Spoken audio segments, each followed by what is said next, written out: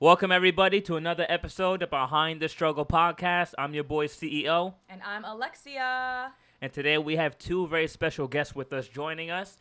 We have a good friend of mine, Tyler Smith, and also my friend, JP. You guys introduce yourselves. Tyler, go right ahead. Yes, I'm Tyler Smith. I'm a filmmaker based in Westchester, New York. Started my own film production company, Swindling Films. I met CEO 4 or 5 years ago. It's too long. Where we shot a music video, 2018, I think. And yeah, here we are. Thank you. All right, JP, go ahead. I'm retired from law enforcement, 24 years experience, ex-military. Let's see, I also work as do digital illustration. So you can see me on different digital illustration platforms. Mains Inc., MAINKSINK. You can see me on Facebook, Instagram, and TikTok as well. I have some artwork on there too. Yes. All right, great to hear. Plug. And you guys already know who we are. So let me ask you guys a question. You guys are fans of hip-hop, right? Yeah. Sure. Sure. Sure. Yeah, I am. All right. Who are some of you guys' favorite artists? Eminem. Obviously, I already know that. Eminem. Should have been CEO, but all right. Mos Def, MF Doom, Tyler the Creator, Kendrick, of course, Nujabes, J Dilla. I mean, the list goes on. We don't have all night, but those are the first that come to mind. Hove, of course, GOAT. Hove, JP. For me, it's going to be kind of old school. I mean, I still love, like I really started listening to rap when Slick Rick came out, so that'd have been like 1985. Slick Rick. Yeah, he's the master. I mean, when it comes to the art of storytelling, he's the guy you want to listen to. But also like contemporary, like people who are my age, like Busta Rhymes. I like leaders of the new school. I would say like West Coast things like NWA, Ice-T, Ice Cube, here in New York, Nas, Jay-Z. Like Tyler said, the list goes on. There's just so many. Yeah, I'm with you guys on there. I mean, Although it sounds like at least 2 generations already. Two. Yeah, It's I mean... It's like 3 for me. Oh, yeah, excuse me. yeah. Me, I like Nas. Nas is hands down my favorite rapper. Kendrick, Cole, gotta give respect to Jay-Z, Eminem, Childish Gambino. I can go all night. Black Thought from The Roots, Pharoah Monch, MF Doom, and it goes on and on. But yeah, all right. So we've all established already that we're all fans of hip hop, obviously. So I don't like what I trap. wanted to ask you guys, huh? I don't like trap. I don't like most modern day trap. You don't like? I don't like drill. Is that fair to say? No! All right, so here's a question I wanted to ask you guys then. So recently, I've been seeing a lot in the news where rappers are constantly getting killed or robbed or shot, and some people blame it that they're posting their locations on IG or wherever they're at. But it was kind of concerning for me, especially me as a hip hop artist, because more than any other genre of music, I noticed this happens here in hip hop, where rappers are basically getting killed, for going back to their old neighborhoods and whatnot. I mean, JP, like you said, you were in law enforcement, and based on some research that I did, that there are over 700 unsolved murders just in hip-hop alone. Really? Yes. I mean, even the murders of Biggie Smalls and Tupac still remain unsolved, even though it happened... That's true. Like, on the main road, like, right there. Unsolved, though, or conspiracy theory? That's another rabbit hole I don't want to go into just Okay. yet. But, so I just noticed that, and I'm just curious to get your guys' thoughts on that. I mean, I have my own, but basically putting it out there, what do you guys think about this? So the short answer is no, it's not a curse culture. I think hip hop lends itself. So like back in the 60s, 70s, 80s, the thing was everyone played guitar, right? Nowadays, everyone and their mom raps, whether they're good at it or not. And I think it's less of rap itself has a lot of deaths, and more of, in today's day and age, you don't have to be a superstar to make the news when you die, you know? Some of the rappers that have died in the past few years, I never even heard of until afterwards.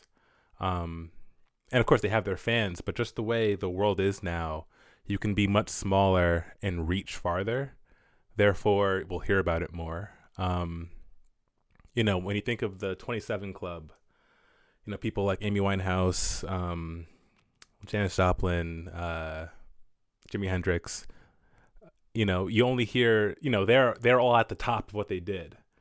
Whereas many rappers, you know, we didn't name them in our list, not because we don't like them necessarily, but there's the ones at the top and then there's everyone else.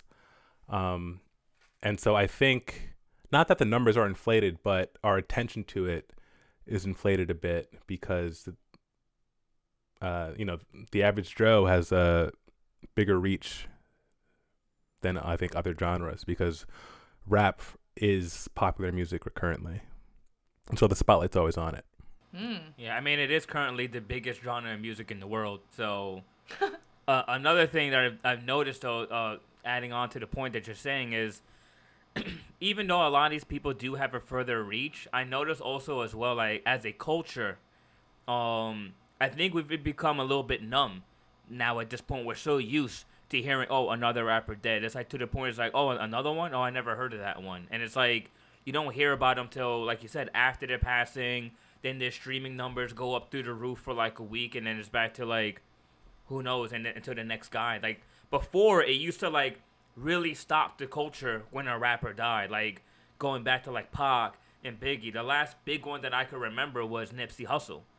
You know, where everyone really kind of had to take a step back and like really like think about things. So, I don't know. I think there's a lot of factors that go into it. Yeah, I don't want to say it's a cursed culture, but I don't know. I think we're just a little bit too complacent and comfortable with death. Something that I kind of have my own theories on is, so I came up in the era of like the year 2000 when like 50 Cent, G-Unit, Cameron, State Property, Rockefeller Records, they were all popping. And these were all quote unquote considered gangster rappers, like gangster music.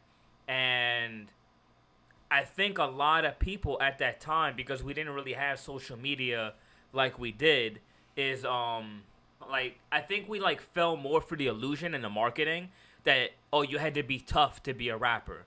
So I think now today's generation with drill music, these kids grew up in that generation and they're actually living that life and then putting it on records because they were brainwashed watching the guys in the 90s and 2000s like put on this tough guy facade thinking, oh, this is a prerequisite that you need to have in order to be a rapper in the game. Like, you gotta be real. So if I talk about it on record, I gotta do it in real life.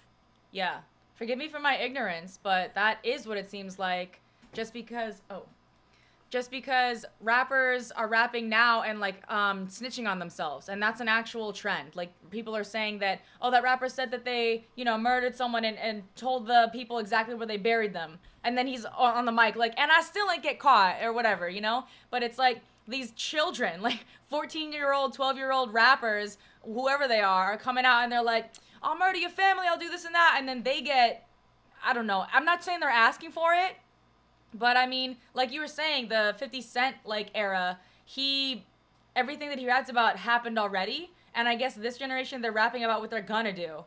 Well, 50 Cent, I remember during his time, he was rapping about the stuff that had happened to him, but even during his run, he was going to shows wearing bulletproof vests. He had bomb-proof and bulletproof cars. So he was just reinforcing this gangster persona. You know, they're like, yo, I gotta really like be out here and protect myself because my life is on the line. And I remember like every rapper in G-Unit had a story about getting shot. Like, almost like that was the initiation to be in G-Unit. Like, you had to be shot. So a lot of people like would think that. Like, I remember me when I lived in Pennsylvania, people had this like preconceived notion that the second you went through the Lincoln Tunnel, there was like a gang members like waiting with like machine guns, like, welcome to New York, motherfucker, and then like you go through, like, but they had this like perception of what it was, that, oh, it's like tough out here. Everyone's getting shot and drugs and everything. I don't know. I don't want to ramble too long, but what do you guys think about this stuff? Okay, so I'm going to say that it's not a cursed culture. I believe the culture is cultivated to emulate these type of things. What happens is, first of all, when you talk about hip hop started in the early 70s. I mean, Kool Herc lives on 1520 Sedgwick, which is about maybe less than 5 miles from where I am now. And Kool Herc, he is the initiator of hip hop. I mean, there would be no hip hop if there wasn't. Yes, 1973. I would have been 3 years old. Everyone knows this but me. Well, my mom used to live on that block, so I've heard the stories. Right. Oh, So my cousin Joy, she would babysit me or whatever like that. So we would have outside parties. People couldn't afford to go to the rooftop in the Latin quarters or whatever like that. So they had the parties outside in parks, and a lot of black culture would go out there. I'm West Indian. I'm both Trinidadian and Haitian, so I have a mixed ethnicity when it comes to Caribbean heritage. But what happens is that music is our music. Basically, hip hop music is, you speaking MCs, masters of ceremony, they would say in a colorful and colloquial way how to introduce the next act, or they would say something to get the crowd pumping. And then what happens is you would spin your favorite part of the song, which is now called like looping.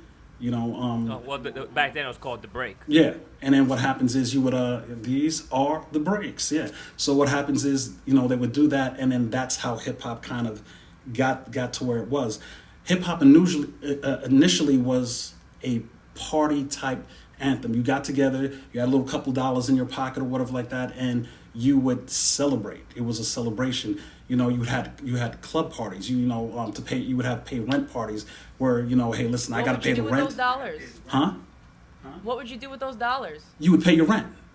That's what you do. And so let's say Tyler's a DJ, and then Chris is a rapper. And then what happens is, we all three of us, we all commingle and live together or whatever, and we got to pay this rent. Tyler take out his records. Chris is going to get on the mic. Maybe I'm the masters of ceremony where I will rap out what we're going to do and who's going to come or up. Like the host, you mean? Yes. And then what ends up happening is that we'll raise some money. We'll maybe split it amongst ourselves, but guess what? That rent was paid. This is how it came about. When it comes to put it like this, what the majority of people think about hip hop now and the dangers and the elements of violence, that has all been perpetuated after like the 90s. When I grew up, hip hop was a guy looking at a girl, she's cute, you want to rap to her, you want to talk to her, and by the end of the record, she was your girlfriend. And yeah, everybody was really fine. Yeah, I mean the closest person that you would know. I need love. Look at somebody like Will Smith. Will Smith has multiple platinum records, and he doesn't curse, he doesn't use the N-word or anything like that. And one of his most iconic songs is Summertime. Summertime is a loop from another R&B artist. The music that they're playing in Isn't it from Summer Madness? Yes, Summer Madness. Isn't it Kool in the Gang? Yeah, it's Kool in the Gang. Yeah, Kool in the Gang, Yeah. Summer Madness. Summer Madness is the name of the song. So what happens is you have to understand that hip hop was initially, put it like this, and I'm just gonna say everything that black people do is emulated and taken, and it's cultivated and it's resold to us. And what happens is hip hop is all around the world now. I mean, you can't watch a Japanese anime without having like Japanese hip hop. You can go to Russia. You got Russian kids rhyming. You go all over the world. Everybody's rhyming. They're using it to sell records and everything. But that initially was a genre that we couldn't make any money at initially. And then what happens is we've broken the barriers. Rappers have become actresses and actors and stuff like that. We've broken barriers and we've made it something. It's part of American culture. But is it cursed? It is not cursed. What's cursed is having radio stations that only play music that depicts the negativity of black culture, right? Because you can't have someone who's talking about, hey, let's rap, let's talk about sending our kids to school, let's talk about opening up insurance companies, so that we could be our own personal banks. Hey, let's talk about how we can build our culture together. All that shit is done. I mean, when you look at what American society has done towards black people, it has always hit black people. You know, I mean, everybody talks about Tulsa, Oklahoma in 1921, and they blow up Tulsa, Oklahoma. Here it is. It was known as Black Wall Street. Black Wall Street was approximately worth like some $45 million. And just across the train tracks, you've had white people who were upset that they could not make this money. So what do? Hire a plane, put a bomb over it, blow it up. 1985, you have the move. What? Yes. Yeah, listen, look it up. You got a cell phone. Look up 1985, West Philadelphia. West Philadelphia, they bombed the Black Panther Party called the Move Building, right? The cops did it. Now, listen, I'm ex-law enforcement, but I know about it. So when I was 15, you know, I'm from New York, but when I was 15, still living in Chicago, I lived in Chicago from 6 to 16. This is stuff that they played. I mean, you can look it up right now. They dropped the bomb. They killed multiple people just to get at the Black Panther Party. Anything black people The do, police did that, and this is like this proven. is This isn't like proven. Listen, take out your phone right now and just put up bombing of 1985 bombing of the Move building, and you'll see it. Yeah, guys, take out your phone. Yeah, aren't there movies about this too? I don't know if there's movies, but there's actual video. There's actual video of a police helicopter doing it. I think that this brings up some interesting points because hip hop starts, for lack of a better term, very innocently. But like most of American Black history, it's surrounded by violence. So, quick story time. So my dad was part of Boogie Down Productions. My dad made the music for South Bronx, him, KRS-One, and DJ Scott LaRock. And the first, quote unquote, the first hip hop murder was DJ Scott LaRock. And correct. August 27th, 1987. Absolutely. And my dad was supposed to be sitting where he was sitting, but he had to work. Crazy. No. But that's a whole different story. But that's nuts. That's crazy. It's insane. But so Wait, so it's supposed to be your dad? well, it's. I mean, you can look it up, but It's basically saying it could have been his father Yeah. because his father was sitting in the It seat. could have been. Was it Yeah. supposed to have been? no, it wasn't. It wasn't supposed to be any of them. It's just things got out of hand. Guns were fired. Oh But, my gosh. So that's and so my dad worked on he produced the album Criminal Minded, and so Shout out to your dad, bro. Shout out to your dad. Much you. Yeah, respect. big shout out. That's crazy. KRS-One is one of my favorite rappers, by the way. I'm surprised I haven't brought him up, but I love KRS-One, bro. At that time when that album came out, it was more playful beef. Bronx and Queens were going back and forth. After exactly, Over, yeah. which my dad made that one too. Exactly. So when Shit.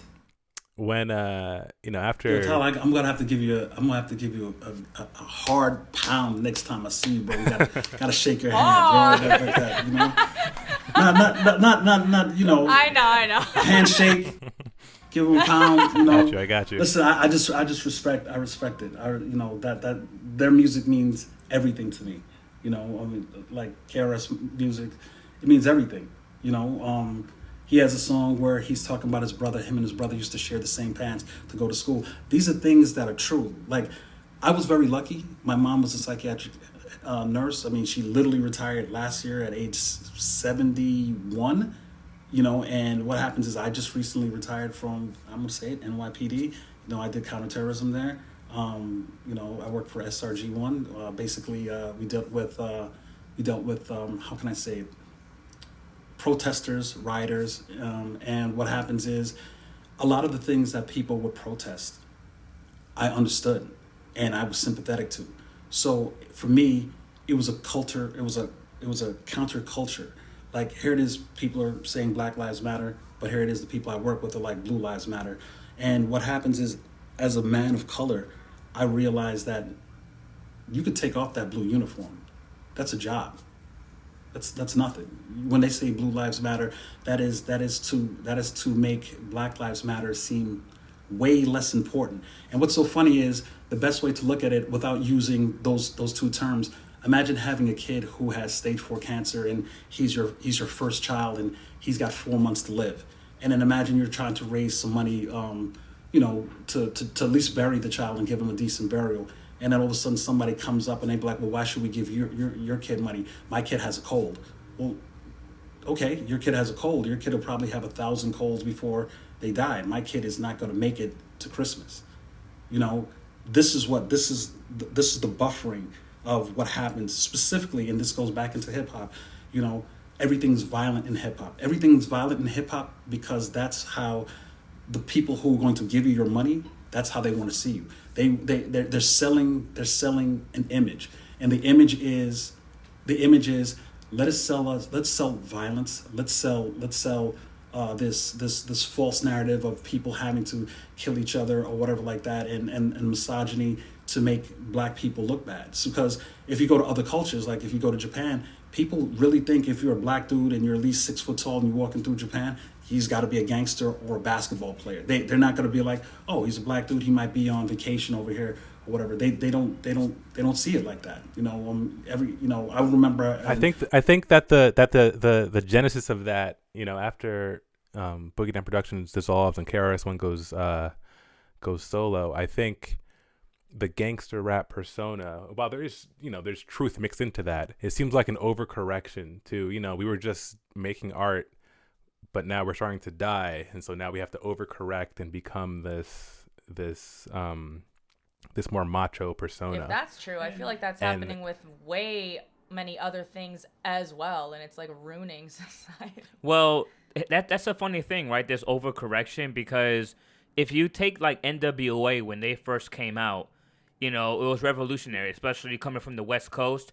And I'm sure you guys remember, they tried to ban them. They tried to like destroy their CDs. Yeah. They tried to make it illegal. They tried to like stop them from performing certain songs, like "Fuck the Police," right? Yeah. And then what I found out, what white corporate America would then realize is that they couldn't stop gangster rap by canceling it, because it was just drawing more attention to it. It was like bad controversy, you know, just like Mortal Kombat. So it made people want to check it out even more. So then when white America found out about that, they found a way to monetize it and then promote it and use that to market several other acts, which then created a template that said, this is like the template to be a rapper. You got to dress like this. You got to talk about this. You got to look this certain way. And all these people did that. And now we're seeing this shift, because back in the 90s, and Jay-Z is a great example, his whole thing was about being the boss, like the drug dealer, right? Like, oh, I was the hustler in the streets, making the money, making moves, like all this stuff. And a lot of guys had this, I'm the Godfather kind of feel to it. But all these drug dealers that were promoting that stuff then had become businessmen. And a lot of the rappers now are drug addicts, you know, where they're dying like by overdosing and taking the drugs. So I think that's an interesting paradigm and contrast that's going on with that. I think that's how America's always been, at least, you know, in the past 80 to 100 years. You look at... I'm sorry, Tyler. When you look at stuff like we're talking about drugs in urban society, urban America, understand there's no black people bringing drugs into black places. So if you live in New York, California, Florida, you know, you're in Atlanta or whatever like that, black people aren't going to to Colombia to go get drugs to bring it over here like that. You know, everybody knows who did it. I mean, if you don't know, then you can always watch Narcos. They'll let you know that they make a whole genre telling you how that happens or whatever like that. But what happens is, we know for a fact, and rap changed dramatically in the late 80s, because what happens is people brought in the crack epidemic. The crack epidemic made it possible for a person who either was selling, buying, right, which is considered criminal sales. If you get caught 3 times, you go to jail for 30 years. There are people who are just getting out of jail now for just having a dime bag or an ounce of crack or whatever like that. But at the same time, you go to Columbia University, which had one of the biggest, largest marijuana busts in New York in decades, right? But what happens is you have people who go to Columbia and NYU who worked in Wall Street or whatever like that, and they had the powdered version of crack, which is known as cocaine or whatever like that, and you get a much lighter sentence. So here it is: you have a corporate American white male who will go to 100 Center Street, New York, which is, you know, the Manhattan court section, and they would be arrested for cocaine possession, slap on the wrist, pay your bail, get out. Then you'll have a black kid who is trying to, like Biggie Smalls, try to buy, you know, earrings for his baby girl's ears, and he has a smaller amount of the narcotic than the person who got the slap on the wrist. And guess what happens? He's going to jail.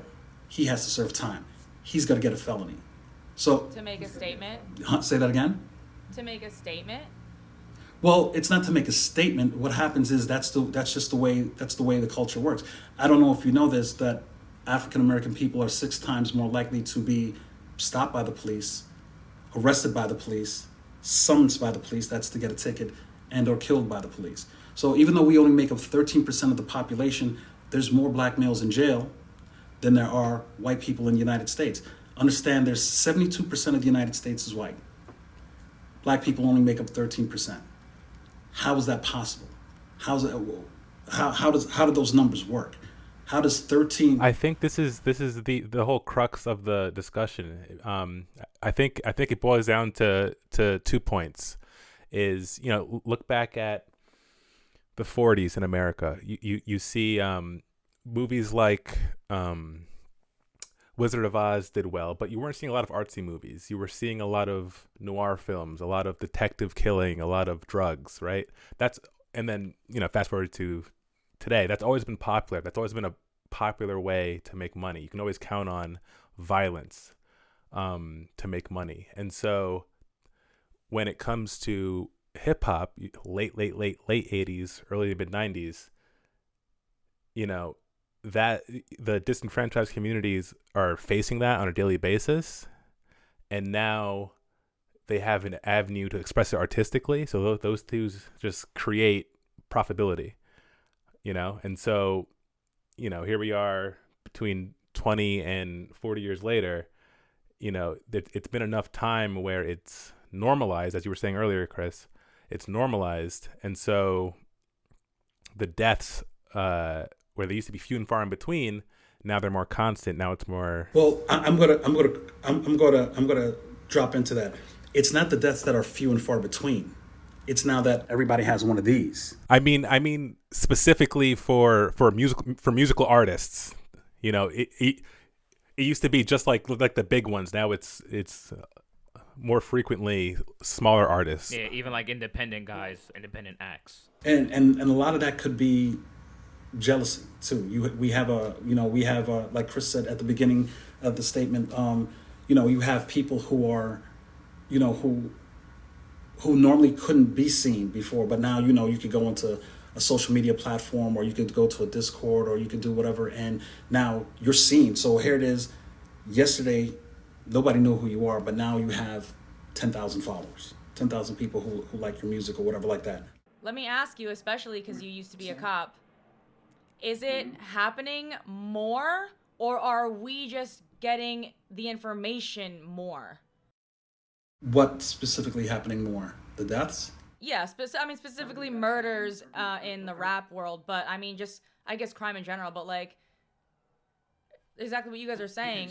Okay, so crime in general happens in every culture about the same. There's about the same amount of murders, robberies, rape, burglaries, what you call it? It's like 7 majors in New York. Decade to decade. Okay, so what I'm going to say is this: it's about the same for every culture. But it's based on how many, how do you get to see it? And what I mean by how you get to see it is like, if a black kid has beef or something like that, he gets bullied at school or whatever like that, he takes a gun and he uses the gun to protect himself, right? And let's say he shoots at the person who is beefing with, like that. If that goes to the news, you're gonna know his age, you're gonna see his baby picture, you're gonna see his credits, like how well he's doing in school. You're gonna know everything about that kid, versus a white kid who goes into a community and maybe has mental illness, and all of a sudden will he's going to be portrayed a different way. He's going to be portrayed as, he was an outcast, people didn't like him or whatever. They're going to make him look softer. They're going to make him, he's got mental illness. He's, as opposed to this guy is a violent felon. I mean, look at Trayvon Martin. Trayvon Martin was what, like 17 years old, and he had to fight against a grown ass man who wanted to be a wannabe cop. I mean, listen, if you really thought Trayvon Martin was doing something bad, why don't you just call the real cops and just be like, hey, listen, there's somebody here. I don't know what he's doing. I feel type of way or whatever like that. But even that prejudice only happens to us. You could see that in a movie like Get Out. Movies like that. You're a black dude walking through an affluent neighborhood, but what happens is someone will try to stop you because of that. You have stuff like, and so what this all has to do with hip hop is our culture will sing and rhyme about it because it's a way of catharsis. It's a way of letting go. Because we have all this stuff that's being pushed and pushed and pushed and pushed down. So what we have to do is we have to let it go. And how we let it go is because black people are very spiritual, nurturing, and we're very special people, and we're artistic people. And how we do what we do is we let it go by expressing it in a non-destructive fashion. So even though anybody wants to say, oh, rappers, they're gangster rappers and they're evil and they're bad or whatever like that, are they? Or are they just singing about the evil, bad things that happens in their community? And the thing about it is those are the records that sell. Those are the records that sell. And if you try to suffocate those people who make those records, what happens is that the white kids see that, and they want to be part of that. They want to be like, well, why is you can't tell, like black moms will tell you can't slam no doors in my house. You can't close. You have a bedroom, and you'd be like, oh, mom, I'm 13. I want to close the door. They'd be like, there's no closed doors in my house. But you watch Macaulay Culkin curse the fuck out of his parents in a movie. Like, I want to do this, and they're like, whatever you want. Our cultures are different, super, super, super different. And what happens is our culture's made to look violent, and it's not violent. Look at the violence that happens, and then I'm gonna stop talking for a second. The violence that happened, 1619, African Americans. Not African Americans. Africans are kidnapped from Africa, brought to the United States, right? Then you have what you call it. You have from 1619 to 1865. That's 246 years of slavery. Then you got Jim Crow for 100 years. Then you have, you have the civil rights movement, and then you have the fuckery now that still goes on, where people of color are being stopped for no reason, and sometimes not being able to live past that, not being able to live past that first encounter with a police officer, and it's very true. And throughout all those times, black people are singing about it, dancing about it, rapping about it, and so that violence has kind of always been there from the beginning. But no, and as far as like the violence being perpetrated, let me ask you guys also: do you think a part of it, which I believe, because of the things that you guys are bringing up, a part of it, do you think a lot of it is systemic? As far as like, what's going on specifically with the culture of hip hop, because hip hop music is black music, and now that they've taken it and tried to market it and now try to bring in these other white acts, like artists who now get more publicity and fame but are less talented than their black counterparts.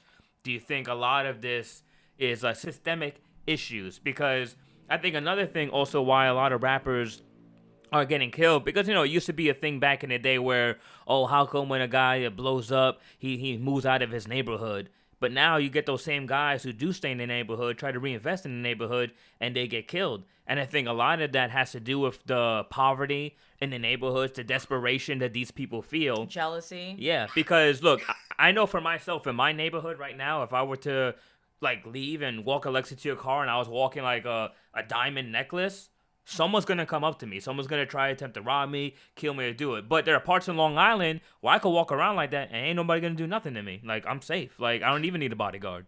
I do think that it has to do with systemic racism. I do think that hip-hop is the language that allows people of color to express their particular trauma.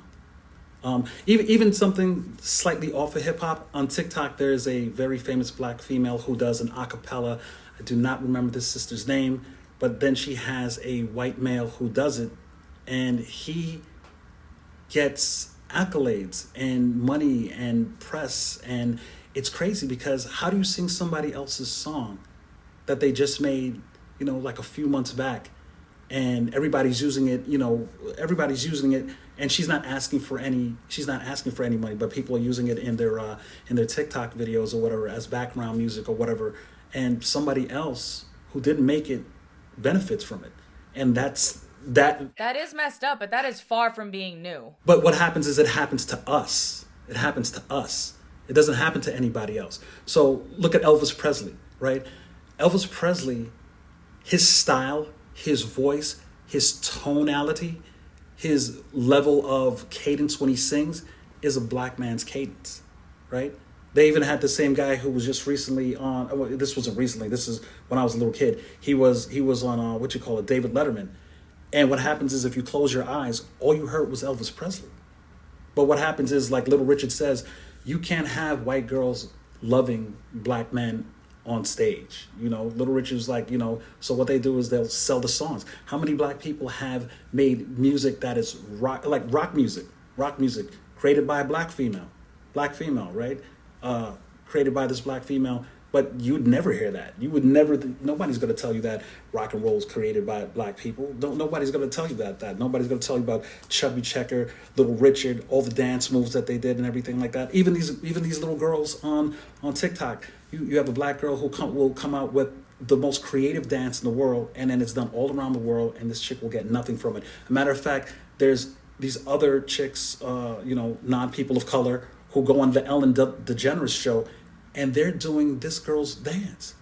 And they don't even say, well, this dance was created by this person. We're just doing it, and we got popular for doing it. It happens all the time. Look at the Island Boys. The Island Boys have absolutely no talent whatsoever. I don't want to talk about the Island Boys. They literally don't deserve any seconds on my podcast. But I agree with what you're saying, but I don't agree with that they're exclusively only black people that's getting this treatment. Now, obviously, I'm not as well knowledgeable as you guys, but I mean, I see a lot of songwriters, and not to throw, race into it, but I mean, I guess BB Rexa and even, I don't want to say the wrong names, but like white females that have songs given to Rihanna or Beyonce. And not saying that that's bad, but like it's not exclusive to black people. Are you talking about people who write songs for artists? Because like if Chris tomorrow becomes like the next Eminem tomorrow, everybody likes him, he'll never have to write his own music again if he doesn't want to. That's what ghostwriters for. There are people who are going to be like, you know what, Chris, we like this flow. We want you to hit this flow a certain way like this. And then somebody's going to give him a song.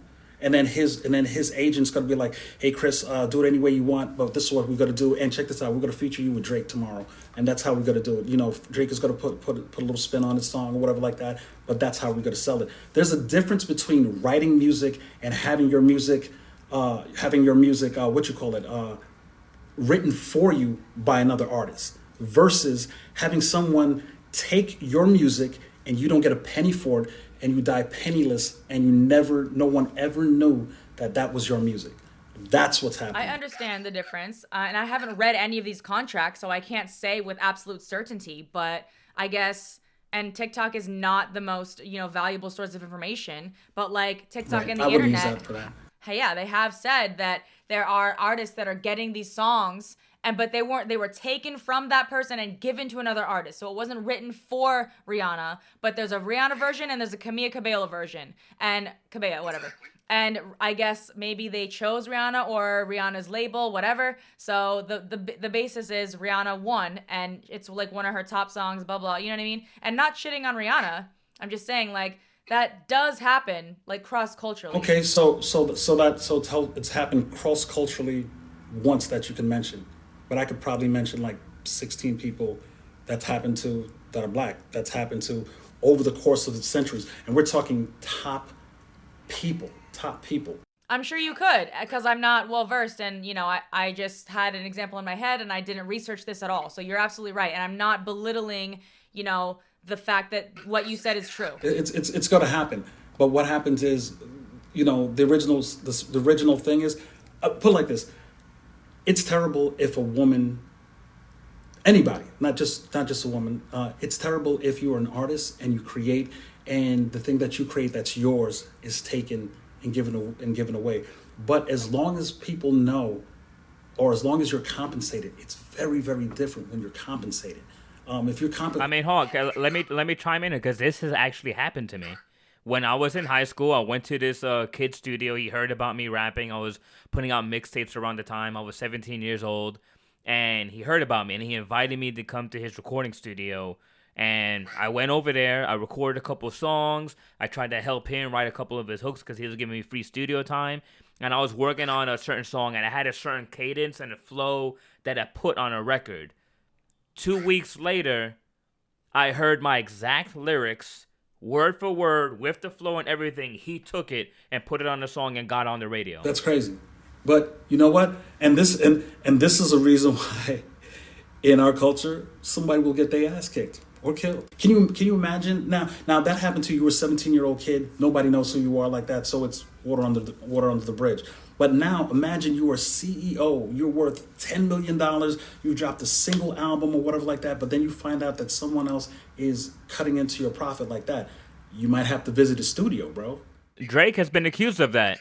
He's arguably the biggest artist in the world right now, and he's taken flows and lyrics from other lesser known artists and popularized it and has profited off it. There's countless videos on YouTube where you can find that where people are like, yo, this guy did it like 2 years before and Drake's doing it on this song. That's crazy because if Drake gave him like rights or like paid him or like gave him royalties, then that would be like okay, because you can't really expect anyone, I don't care if you're Drake or, Nas, like you can't be pushing out new content like all the time. You know what I mean? An album every year and all this stuff. Like it's exhausting. I know because I'm working with you, but and I'm not saying it's okay. Damn, Chris, you're exhausting. Yeah, it's exhausting. Yeah. I mean, it goes back I'm not and forth. saying it's okay to steal other people's work, but absolutely crediting them and giving them, compensation for sure. Yeah, and I actually want to add this on there as well because I think, that goes into cultural appropriation, and someone could just say it right now, and correct me if I'm wrong, but I heard this because, Jay-Z has been accused of stealing Biggie Smalls lyrics, right? Like, oh, how many, even Nas said it in Ether, how many of Biggie's rhymes going to come out your fat lips? But from what I recently heard, the reason why Jay-Z does that is so that the royalties he gets off of that, he actually pays that to the Wallace family.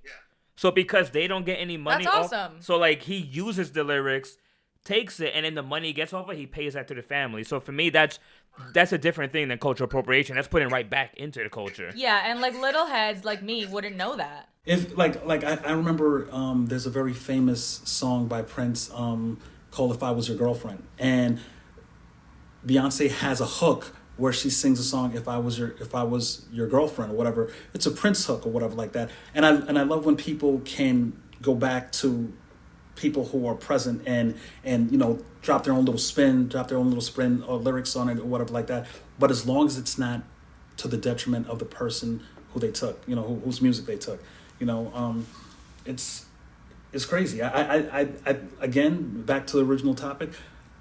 I think Black rap artists are telling their tales, telling their stories of violence, and then what happens is you have newer artists who are trying to make that a reality. So because there was a time in the 90s when I was I guess I was like in my 20s then, and they were saying stuff like you couldn't get street cred unless you went to jail. So even if you had a nice flow, you had a great album or whatever like that, they would kind of want to make you a bad guy. That's horrible. Well, you don't have to murder anybody, but why don't you just walk up and just push that dude in the middle of a street or something like that? Just get arrested for like a aggravated assault type shit, and then you can talk about it in your next record. And then what Alexa talked about before, telling on yourself, that shit is crazy to me. I mean, MF Doom has a whole song about that. Rap snitches, telling on their business, going to court to be their own star witness. Do you see the perpetrator? Yeah, I'm right here. Fuck around, get the whole label set up for years. That's like a Gen Z thing, I think. Yeah, a lot of these dudes telling themselves. I think that has a lot to do with stupidity. I mean, you got to take the old, with age comes knowledge. And what happens is we live in the age now where If somebody does something wrong or you feel something, you just want to let everybody know. Like, so here it is. You live in Atlanta. You're an Atlanta rapper or whatever like that, and there's 2 bodies missing. But then you got to come up with an album that tells you how you did it, where the bodies are, whatever like that, and you naming people by names. And then I mean, it's crazy. I saw some rap video like that online, and I was like, why would you do that? Because people are using that as, it's called Rosario evidence, right? Rosario evidence is, or like what you say or what you write down, spontaneous utterances. Like a cop will ask you, like they'll say, "Hey, Alexia, Chris, did you hear anything like that?" And then let's say Alexia's like, "Oh, you mean that 45? The guy who has across the street, he always shoots a 45 caliber gun or whatever like that. Look, I got a hole in my wall or whatever." You just told.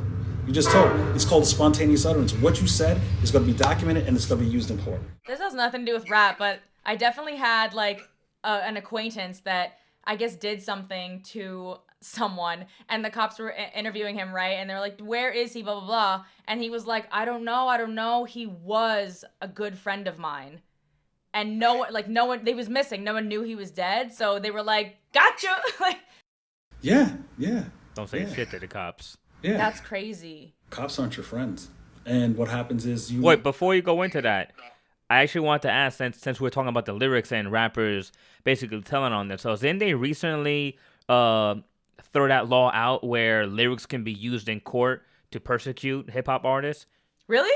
Yeah, because I know there was a law that they did with that, and they were using lyrics from like rap artists in their songs in order to be used as evidence in court. But I think I recently saw something where they basically outlawed that, like that's not allowed anymore. I don't know specifics about that, but I do know that most recently there is a female there's a female mayor who used rap lyrics, and she said she's going to continue using the rap lyrics from these particular rap artists, because anytime you're going to say you did something wrong, she's going to use that to prosecute you.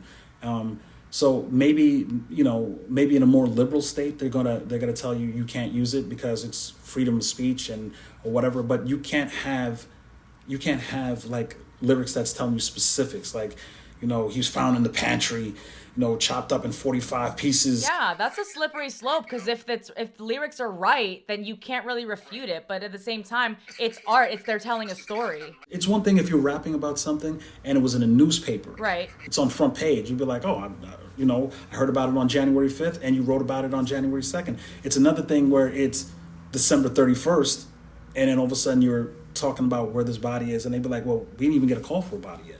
So now what?" Yeah. Yeah, so. Well, I think it's wrong if you throw the lyrics out completely, and I also think it's wrong that you, like, I can't use as evidence. They're, like, untouchable. All right, so I want to pose this question because obviously it's layered as far as the reasons of what's going on, all the killing that's going on in hip hop. So, as a culture, do you guys think there's a way or a remedy that we can do to stop this or like lessen it? I mean, I know that's probably a difficult question to answer because you're dealing with human condition, you're dealing with so many other things, like poverty, desperation, jealousy, hate, systemic racism, white corporate America. I'm just curious, like, is there an answer? Tyler, do you have anything? I think it comes down to the people and the fans of hip hop. You don't let those things become normal on your street, and then you don't let them become normal in your neighborhood, and then it goes out from there. And if everyone does that, then you effectively fix the problem, right? We were talking earlier about it being systemic, and it definitely is, but it comes down to, if I steal CEO's song on TikTok and I'm making all the money, we're in the information age, right? You can figure out that it's his song. Don't support me, support him. It's there's a lot of complacent people, and it's an interesting thing because it is an art form, and from jazz to blues to rock to funk to disco to the Bee Gees are one of the biggest disco acts that comes from black people. For every Elvis Presley you get a Led Zeppelin, right? And so I think the world is different without Led Zeppelin. I think that that band is huge for a lot of people over the years,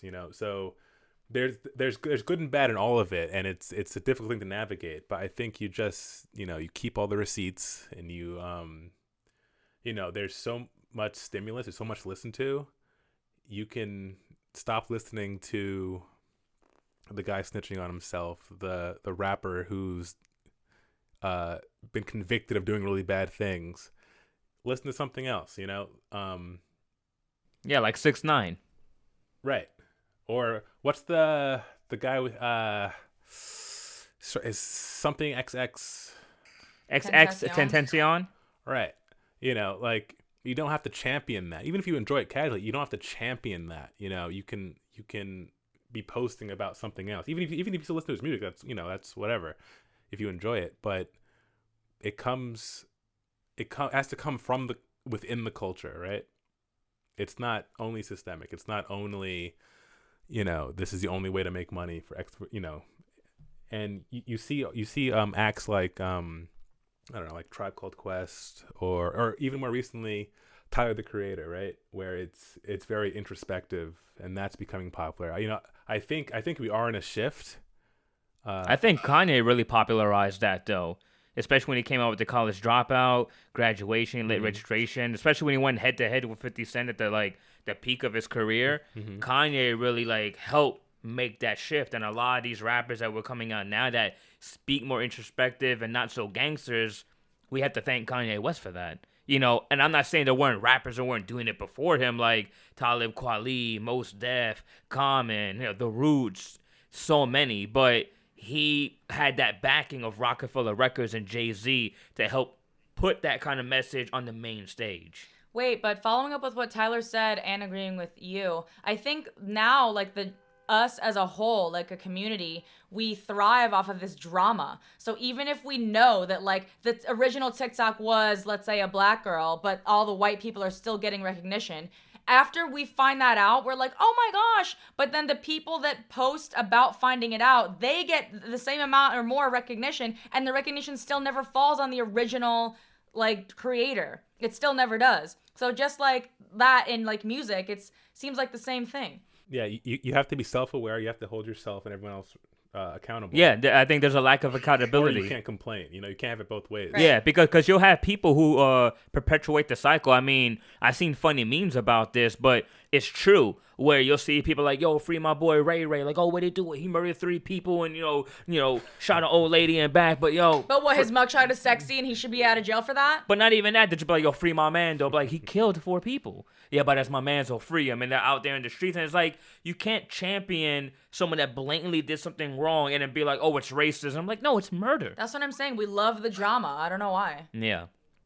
Because that's how America's always been. You go back, to the beginning of film. You see it everywhere. Yeah, I mean, and look, and with some of these rappers passing away, some people like to point the blame, right? And look, I don't want to be disrespectful to the ones that passed. God rest their souls. Nobody's life should be taken unexpectedly or by somebody else due to jealousy. But it can also be said, right, that some people would say, oh, some of these rappers are asking for it because the way how they're portraying their life. I've been hearing that a lot, but if a woman wears a skirt, she's also not asking for it. So it comes down to the individual. They were murdered because a murderer murdered them. You should be able to get pancakes and not. Well, let me ask you, because you guys probably know way more than I do. Are these murders happening more so by other rappers or by the opposing fans? From my experience, 99%, no, I'm not going to say 99, I'm saying 95% of the people who get murdered know the person who's going to murder them. You know the person. That's why murderers get caught. Yeah. So what happens is, whether you know it or not, maybe something you're doing is look at something that's not rap. Look at what's this chick's name? His Mexican singer. What's his name? Oh God, you guys are almost in unison there. What's her name? Selena. Bad Bunny? Huh? Bad Bunny? No, I was Bad Bunny? Selena. So look at Selena. Selena is killed by her. She's killed by someone someone who's very, very close to her. Or no, not her. the manager of her fan club. Someone yeah. who's Yeah, her biggest fan. Right. And so what happens is it just seems kind of weird. You can't tell me that, you know, let's say I'm part of Chris's entourage and he's flexing. He's like, yo, Jay, look, I just got this fat dookie chain. This shit is 250,000, bro. They about to give me some more racks or whatever. And I'm looking at this dude and I'm like, yo, Chris. I would never do that. I've been your bodyguard for like 2 years. I done saved your life like 4 times or whatever like this. And you give me no money. So you know what? You and Alexia going to be where? CEO's got to go. CEO has got to go, bro. And then make it look like a robbery, bro. Yo, let's not make that a hashtag. Wow. Right? That's CEO has got the to new go. hashtag. CEO's got to go. Wait, so you're saying it's not even like the fans, like it's not like people are rapping and they're like, oh, if you like me, go kill this guy. No, 'cause I don't think that's how it is now. Like think of I think across the board, there's no real beefs anymore. Everyone's friends. Look at the Celtics and the Lakers in the 80s and early 90s. You know, those guys hated each other. Now, if LeBron loses a game, he's hanging out with them on the weekend. Like there's no beef like that anymore. Some people are also saying, though, that these rappers aren't spending their money on the right thing, because some of them are saying like, oh, they're too busy trying to buy that new Bugatti or the new gold diamond chain or the new Rolex watch or whatever, right? When they should be putting that money into security. Like, I know when 50 came out, you know, as big as he was, like I said, he was going to shows wearing a bulletproof vest. He had a bomb-proof, bulletproof car. He had security around him all the time. He still has security around him. It's just not obviously out in the open. I think a lot of these guys have this tough guy mentality, like, no, I'm not going to need security. I got my boys, and, like, we're going to handle it on site. But like you've been saying, sometimes it's the people closest to you, like in some way, shape, or form that know you. So I think we can't really blame the rap. Like, I think accountability goes on both sides. Like, the murderers just shouldn't be murdering people, but at the same time, maybe we shouldn't be tempting people to have that sense of desperation to want to take something from us, because the have-nots are always going to want to take from the haves. I mean, you always see that we're separated by lower, middle class, upper class, like the Democrat, Republican. There's all these segregations going on, and I think we just need to like realize that and see that for what it is. I think Alexia said it right when, you know, you shouldn't celebrate. You shouldn't celebrate someone who's done something wrong, right? The other thing, I think your initial question, Chris, was what could you do to de-escalate situations like this? And I'll tell you very easily, simply don't promote violent rap, right? Like if you're talking about like, you know, I'm going to beat this dude's ass because of whatever like that, don't play it on the radio. But what happens is most people, put it like this, most violent rap has this hook that grabs you. Like you just really be like, yeah, you know, like I just want to listen to the song, and the songs just make me want to just go out there. I just really like the song. It's this anthem. I really like it. But what happens is make a great song. Just don't promote killing people in the song. That's it. Well, now that brings my head back to like drill music, bleh, but also Eminem, you know, when he was like, you won't even play my shit on the radio. And then now we're talking about the Karens that are like, that rap is making my son a murderer or making my daughter a lesbian or whatever they're saying, I don't know. And then they're blaming rap for having their kids turn out how they, whatever they don't like or approve. And then it's just a continuous circle of like, if, you know, like you said before, if you can't include everybody, like someone's always going to be excluded. No matter who you try to include. Put it like this. Used to collect comic books a lot back in the days. You know, how I got into illustration. There used to be a code of conduct on comic books, right? It looked like 2 backward C's or whatever like that. Maybe they were Crips or something. I don't know. But anyway, the code of conduct basically states that you have to have a level of decency in the book. So even if you were going to kill someone, you couldn't show that person getting killed. You could show the person dead. But what happens is... is... that's the same thing as the parental advisory sticker on these rap albums, no? But that's not really going to do anything. Matter of fact, to me, I don't even think you need the advisory sticker on the album. What you want to do is, where are you most likely going to hear the song? You're going to most likely hear the song either online, or you're going to hear the song on the radio station. Do it from the radio station. So what happens is, yeah, I want to hear this new song about Alexia, but, you know, she talking about killing bitches. So guess what? You know, what we got to do? But the radio bleeps that out. Huh? But bleeping it out, like if you say, this bitch, la la la la. I mean, if you bleep it out, you still know what they're gonna say. You know, I mean, and when you so what happens is, all I'm saying is this: let's say you have an album where you have 10 songs, and 10 songs are just great songs about life, about love, about heartbreak, about finding someone you love, about your kitten, about your dog walking, whatever it is. You have great songs, but then you have that one song that's just kind of over the top. Even though that might be your best song, maybe that shouldn't be the song played on the radio. Maybe you play one of those other songs. I think that the responsibility doesn't fall on the artist, though, because they have to get a little weird. They have to do their thing. I think it comes from the people, you know. The radio station wants to make money, so if everyone's listening to that, that's what they're going to play. You know, if you just take 40% of that away and fill it with other hip hop and rap that isn't dealing with that, then the playing field is less just this thing, and that's all you get, you know? So I think it's more, I think solving the problem is more efficient if the energy is put on not censoring, but showing more, you know, because, you know, that, you know, this is a subgenre of hip hop. There's so much more out there, old and new. Every decision is going to be fueled by money, so that's probably never going to change. Well, yeah, exactly. Unless the people stop listening to that station because of XYZ. I don't think it's going to happen, but the tools are right there. Yeah. I want to say something, actually, on what you were just saying, Tyler, that you don't believe the artist has a responsibility when creating, like, a certain type of music. I personally disagree with that notion. I mean, me, myself, when I was coming up rapping, like I said, I grew up when 50 Cent and G, and they were all doing their thing. You know, I probably killed like 1 million imaginary people in my records. You know, I was super thug, you know, but I didn't realize, like at a certain point that wasn't really true to who I was. And I had to take accountability for myself on the type of music I want to make. Now, look, I could still make violent music, but I could be creative with it. Tyler was saying, but to someone, that might be true to them. Yeah, Tyler was saying, that don't might be stunt their your story. art. Like, don't change who you are. So, like, you are doing that, but not everyone is accountable or a Christian or, you know, not a scumbag. So. Wow. Thanks. You know, you need the Saw movies, for example, right? Like, that's pretty intense, right? You need Red and Stimpy. That was a whole thing. Like you need those things that kind of push the envelope a little bit. I mean, everyone's accountable, you know, be accountable to yourself first, you know. I don't think, you know, you don't censor your art unnecessarily, you know. No, I hear what you're saying, because some of them are really living that life. So who are you to tell them?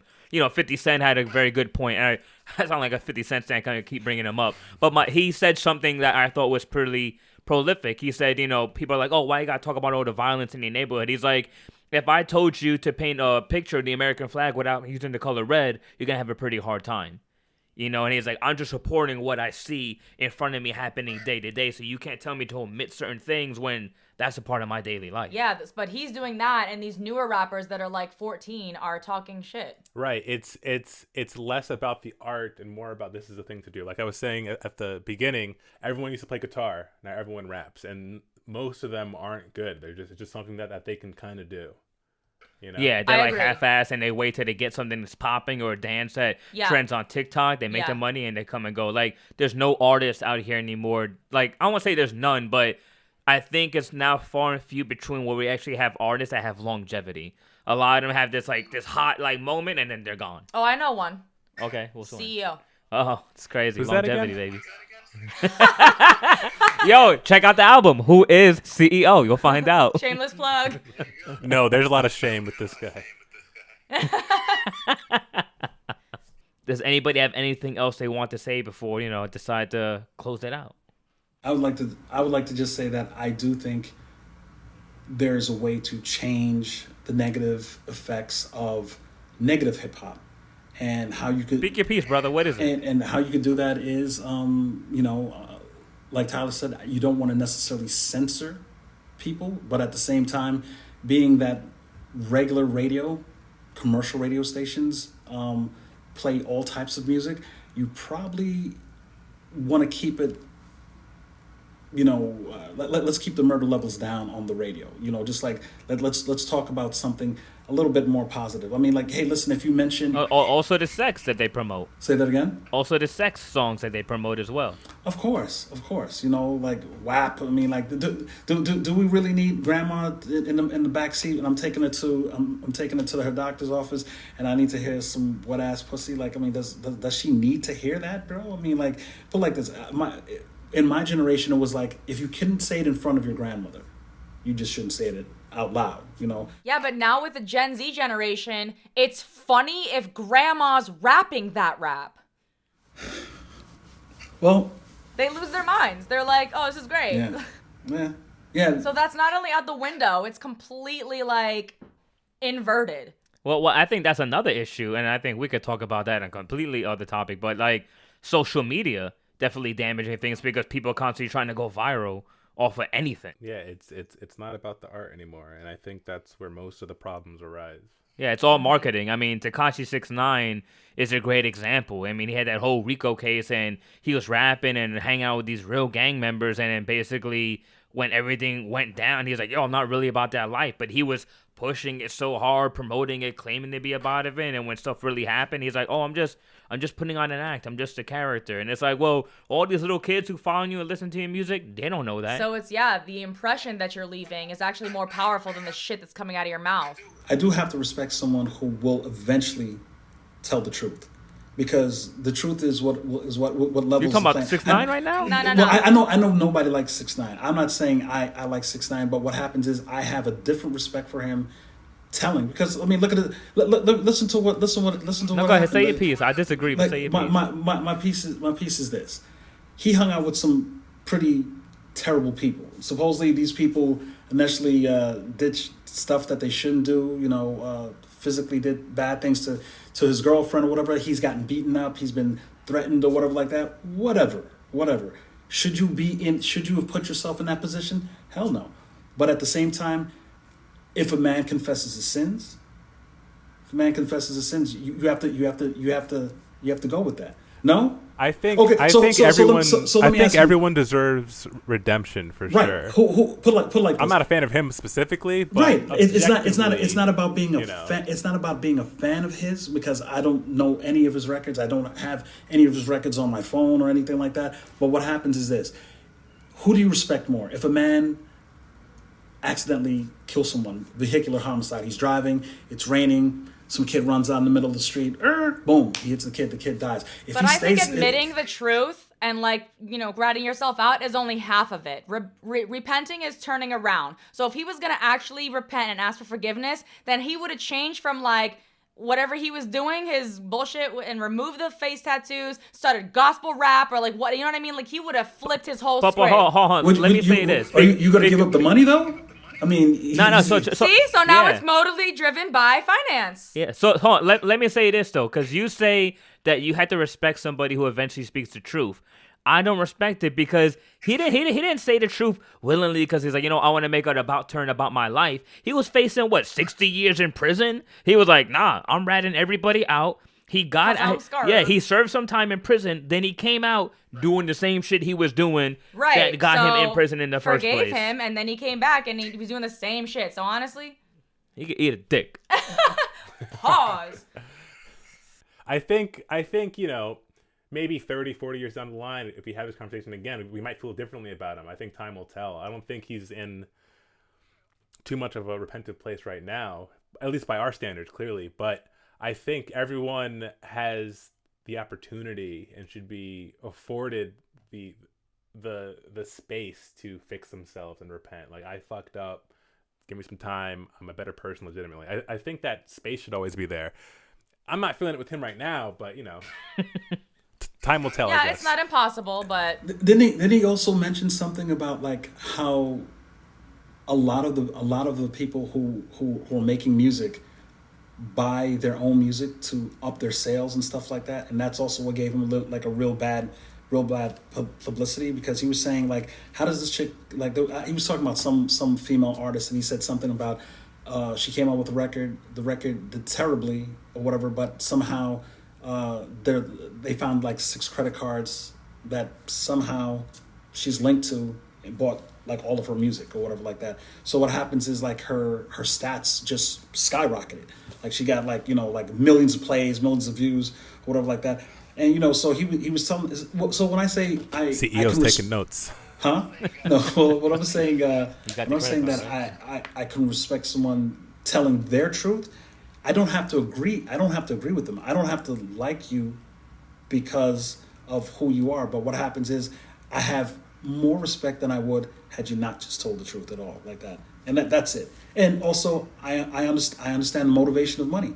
I understand that 60 years in jail, or walk around with millions of dollars and act a fool on camera. And for me, it's a no-brainer. If somebody told me you have to tattoo my face to become a multi-millionaire, or spend 60 years, expose yourself as a snitch, or spend 60 years I'm sorry, in jail. Nigga. I'm trying to come home. Say that again. I'm sorry, I didn't come through. Say that again. That snitch, acronym for snitch. I'm sorry, nigga. I'm trying to come home. That's what he did, basically. That's the best thing you've ever said. That's what it is, bro. Bro, that don't sound like redemption. That seems like the path of least resistance. Like, I could snitch on these dudes and go home and enjoy my millions, or be a real ride or die, even though it wasn't really about that life. Yeah, and do but the see, time. actions speak louder than words. If you want to rap about it, be about it. And if you wasn't gonna do that, you shouldn't have been rapping that in the first place. But is this part of the problem that we're glorifying? I ain't no snitch. I'm a hard. Yes, Tyler. You know what I'm saying? Like, come from the people. Maybe the word respect is a misnomer. Yeah, let's remove that one when we're talking about. Maybe I should say that I understand the motivation. Okay, I accept. And I think I think it could have been if worse. someone told you, hey, yeah. I mean, put it like this: nobody wants to go to jail. Nobody wants to go to jail unless you are that dude. Like if you don't mind fighting, if you don't mind,